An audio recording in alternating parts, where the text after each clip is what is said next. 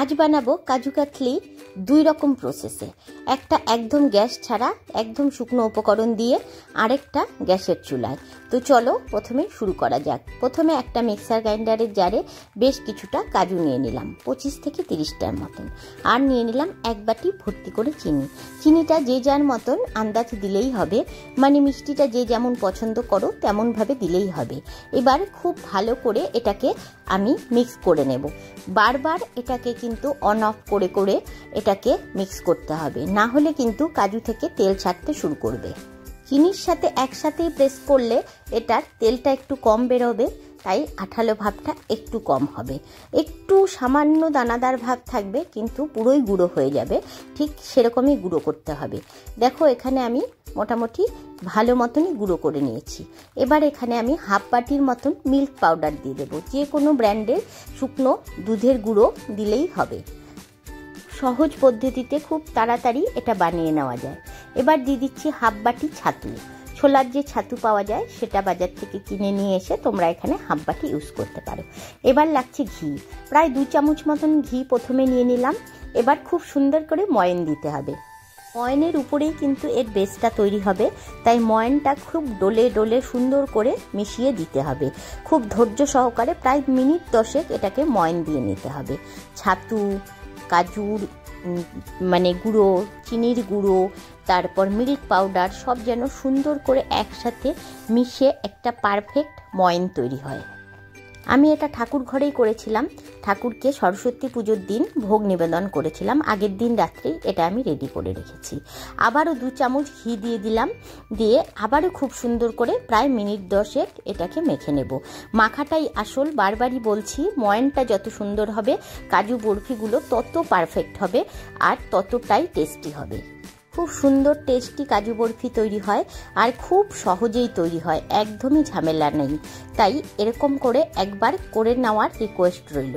একবার করে দেখো, না গ্যাস লাগছে, না কোনো কিছু জ্বালানোর ব্যবস্থা, শুধু শুকনো উপকরণ মিক্সার গ্রাইন্ডারের জারে দিয়ে গুঁড়ো করে নিলেই ব্যাস রেডি। খুব সহজেই মিনিট 15-20 মধ্যেই কাজু বরফি আমাদের রেডি। আচ্ছা, এখানে 2 চামচ দুধ নিয়ে নিয়েছিলাম, লিকুইড দুধ, যেটা প্রায় 2 চামচই লাগবে, 3 চামচও লাগতে পারে। এটা মাপের উপর নির্ভর করবে, যে যতটা কাজু চিনি নেবে তার উপর। আমার এখানে মোটামুটি 2 চামচ মতন দুধ নিয়েছিলাম, তাতেই হবে। আমি দুধটা একবারেই ঢেলে দিয়েছি, তোমরা চাইলে 1 চামচ করে মেপে মেপেও দিতে পারো। তারপর আটা মাখার মতন সুন্দর করে মেখে নিলে একটা সুন্দর ডো তৈরি হয়ে যাবে। একদম আঠালো সুন্দর একটা পারফেক্ট ডো তৈরি হবে। তাহলেই বুঝতে পারবে কাজু কাটলির ডোটা একদম রেডি হয়ে গেছে। রেসিপিটা কেমন লাগছে বা কেমন লাগলো একবার বানিয়ে কমেন্ট বক্সে আমাকে অবশ্যই জানিও। তোমাদের কমেন্ট পড়তে আমার ভীষণ ভালো লাগে, আর একবার বানানোর অবশ্যই রিকোয়েস্ট রইল। আর ভালো লাগলে অবশ্যই বন্ধুদের সাথে শেয়ার করো।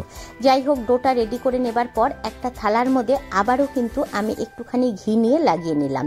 অবশ্যই ঘিয়ের প্রয়োগটা এর মধ্যে বেশি হবে, কারণ পুরোটাই শুকনো উপকরণ দিয়ে বানানো হচ্ছে। ঘি ছাড়া এখানে কিন্তু কোনো রকম তেল ইউজ করা যাবে না, তাহলে টেস্টটা বা গন্ধটা পুরোটাই চেঞ্জ হয়ে যাবে। তাই যতটুকু পারো ঘি দিয়েই ব্যবহার করবে।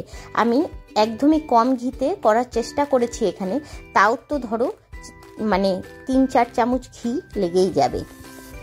ডোটাকে থালার মধ্যে নিয়ে বেলনা দিয়ে সুন্দর করে বেলে নিলেই হলো। আমার থালার চারপাশটা উঁচু, তাই বেলতে একটু অসুবিধা হচ্ছে, তাই একটা বেলন চাকির মধ্যে আবারও একটু ঘি লাগিয়ে এটাকে তুলে নেব এই বেলন চাকির ওপর। তারপর এটাকে বেলে নেব। খুব বেশি পাতলাও করব না, রুটির মতন বেলে নেব, আবার একদম মোটাও রাখবো না। চারপাশগুলো হাত দিয়ে ভালো করে চেপে চেপে সমান করে নেব। তারপর চাকু দিয়ে কাটার পালা। আমি ঠাকুর ঘরে বানিয়েছিলাম, তাই ঠাকুর ঘরে আমার কিন্তু চাকু খুব ভালো চাকু ছিল না, মানে ছোট চাকু ছিল। এটার ক্ষেত্রে একদম ধারালো বড় চাকু হলে কাজু বরফিগুলো কাটতে খুব সুন্দর হয়, বরফিগুলো দেখতেও অনেক ভালো হয়। আমি রান্নাঘরে যখন করি তখন খুব সুন্দর হয় বরফিগুলো, কিন্তু এখানে যেহেতু চাকুর আমার অভাব ছিল ঠাকুর ঘরে, মানে ছোট চাকু ছিল, তাই এটাকে কাটার সময় আমার অতটা সুন্দর হয়নি। সাইড থেকে বেশ কিছুটা কাজু বরফি নষ্ট হয়েছে, মানে কাটার সৌন্দর্য নষ্ট হয়েছে। তাই তোমরা, আমি রিকোয়েস্ট করব, যখনই কাটবে বড় ধারালো চাকু দিয়ে অবশ্যই সুন্দর করে কাটবে, বা ধারালো টাইপের স্কেলগুলো হয় যে স্টিলের, সেগুলো দিয়েও কাটতে পারো। স্কেলগুলো হলে বেশি সুবিধে হয়। সাইড দিয়ে স্কেলগুলো দিয়ে একদম বসিয়ে চাপ দিলেই সুন্দরভাবে কেটে যায়। আমি চাকু দিয়ে খুব আস্তে আস্তে করে কেটেছি। একদিন রেখে দেবার পরই খুব সুন্দর শক্ত হয়ে একদম পারফেক্ট কাজু বরফির মতন তৈরি হয়ে যায়। একটু সময় দিতে হবে এটাকে সেট হবার জন্যে। আমার চ্যানেলে নতুন বন্ধু হয়ে থাকলে অবশ্যই চ্যানেলটিকে সাবস্ক্রাইব করবার অনুরোধ রইল, আর বন্ধুদের সাথে শেয়ার করবার অনুরোধ রইল যদি রেসিপিটি ভালো লাগে। একবার বানিয়ে দেখবার রিকোয়েস্ট রইল।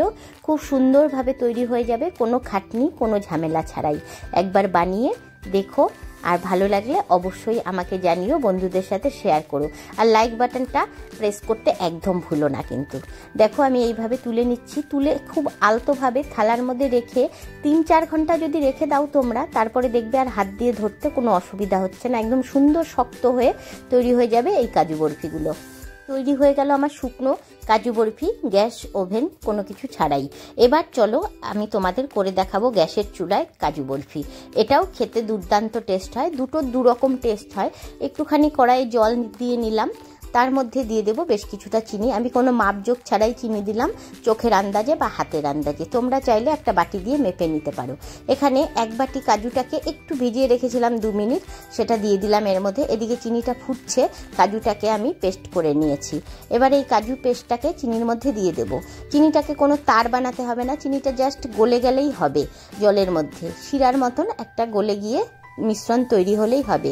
কাজুর এই পেস্টটা দিয়ে দেবার পর আমি গ্যাসটাকে অফ করে দিয়ে আবারও কিন্তু আরেকবার কাজুর পেস্ট তৈরি করে নেব। যেহেতু জারটা ছোট্ট ঠাকুর ঘরের, তাই একবারে কাজুটাকে আমি পেস্ট করে নিই, দুবারে পেস্ট করে নেব।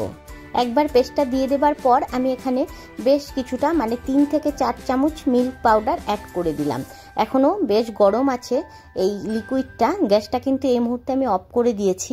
এবার লিকুইডটা ভালো করে, লিকুইডটার মধ্যে এই দুধটা দিয়ে মিল্ক পাউডারটা দিয়ে ভালো করে নেড়ে নিলাম। আবারও আমি বেশ কিছুটা কাজু নিয়ে নিলাম, মানে এখানে প্রায় 30টার মতন কাজু আছে। প্রথমবারও প্রায় 30টার মতন কাজু পেস্ট করেছি। এবার ওই কাজুটার পেস্টটাও আবার এর মধ্যে দিয়ে দিলাম। সবটা মিলিয়ে এবার গ্যাস ধরিয়ে দিয়েছি। এবার ভালো করে নাড়তে হবে যেন কোনো লাম্পস না পড়ে, সেটার দিকে নজর রেখে আমাদের কিন্তু বেশ কিছুক্ষণ ভালো করে নাড়তে হবে। আর গ্যাসের আঁচটা কিন্তু একদম মিডিয়াম টু লোতে রাখতে হবে।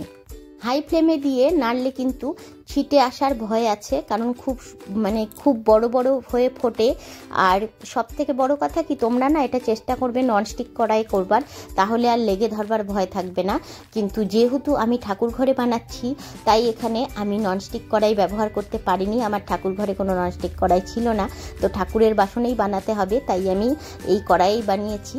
তবে এটা ননস্টিক কড়াইয়ে বানালে বেশি ভালো হয়, বেশি সুবিধে হয় আর কি। তাই ক্রমাগত নাড়তে হবে, যে বাসনেই বানাও, তাহলে কিন্তু আর লেগে ধরার চান্স নেই। যেহেতু কাজু এটা, আর তার মধ্যে মিল্ক পাউডার পড়েছে, খুব তাড়াতাড়ি এটা নিচে লেগে ধরবে। তাই হাত 1 মিনিটও বন্ধ করা যাবে না। খুব সুন্দরভাবে এটাকে নেড়ে একদম শুকিয়ে নিতে হবে, একদম আঠালো টাইপ করে নিতে হবে।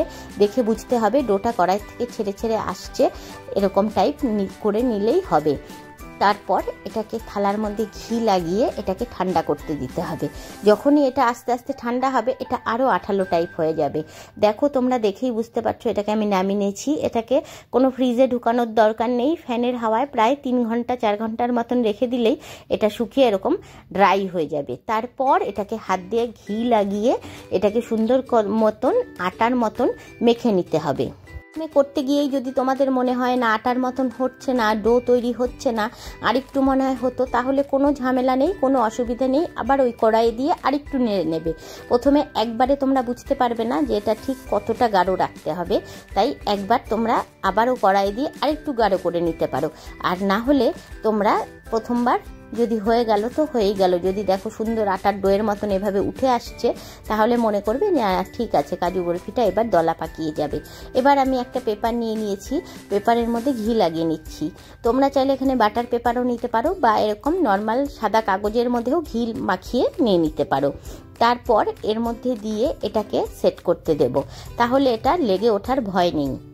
খুব সাবধানে আস্তে আস্তে একটা ধারালো জিনিস দিয়ে কাটতে পারো, বা এটাকে সেট হবার জন্য পুরো একদিনও রেখে দিতে পারো, তারপরেও কাটতে পারো, কোনো চাপ নেই। যদি কাটার দরকার না পড়ে তাহলে একদিন রেখে দিয়ে একটু ঠান্ডা হতে দিয়ে তারপর এটাকে কাটতে পারো। ওই যে আমি বললাম আমার একটু চাকুর প্রবলেম ঠাকুর ঘরে, তাই ছোট চাকু দিয়ে এটা ঠিক কাটতে গেলে একটু এলোমেলো হয়ে যায়, তাই বড় চাকু দিয়ে, সুন্দর ধারালো চাকু দিয়ে এটা কাটবে, তাহলে দেখবে পারফেক্ট কাট হবে। যাই হোক, এটাকে কেটে নিয়ে সুন্দর করে বরফি আকার করে নিলেই আমাদের কাজু বরফি রেডি।